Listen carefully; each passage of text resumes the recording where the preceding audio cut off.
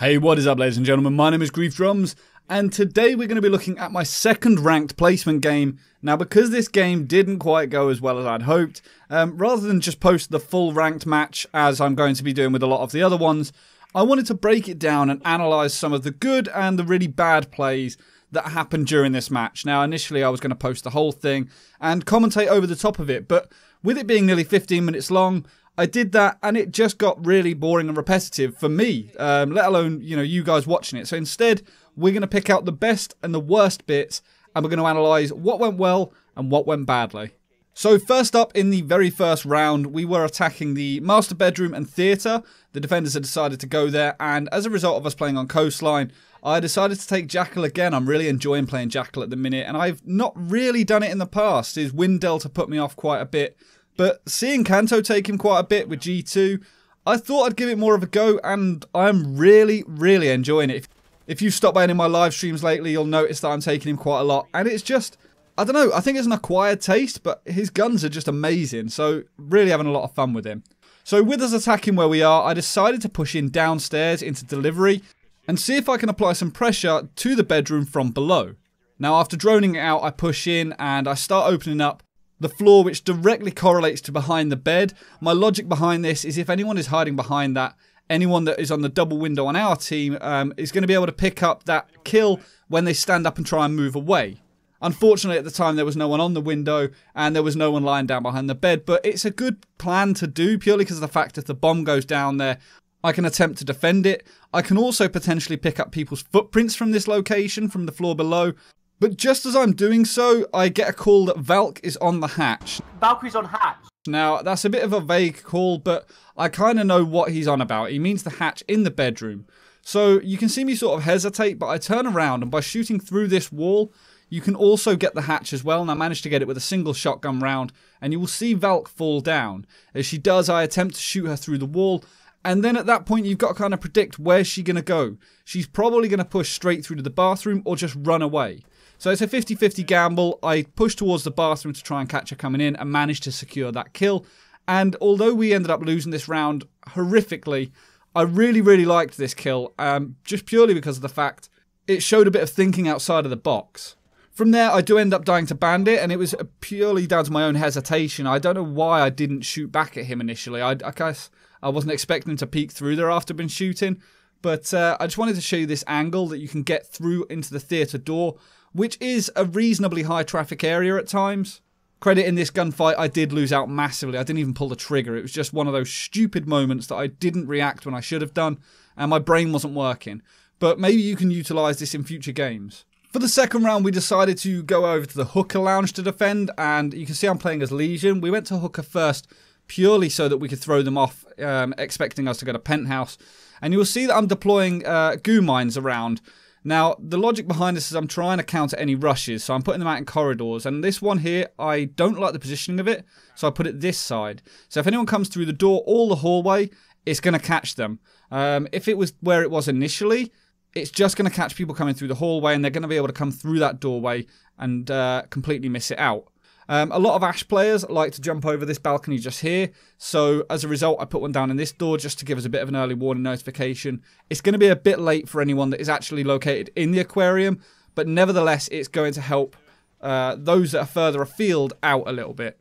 So while we're still setting up, the round has started. This is a bit of a poor setup. We should have been a lot quicker, but people are taking operators they wouldn't normally take on this site. We're just trying other stuff out, and this is where I fuck up massively, and this is where you need to learn from my mistakes. I noticed this window over in the Hooker Lounge is barricaded by Castle, so I decided to just go on my drone behind this thinking I'm safe. And as soon as I get a load of people on the camera, I focus on them for too long. I want to get all the information I can to feed it to my team. There's a Glaz there, there's a Fuse there, there's a Sophia there, and I'm busy passing that on. I haven't realised Sophia's opened the window and has a line of sight onto me. Now this again was my fault. This was a big mistake on my part. I should have checked where I was properly before I went on the cams, and I shouldn't have stayed on there for anywhere near as long as I did. I should have flicked on, seen who was there, got straight off. So hopefully you can learn from this mistake.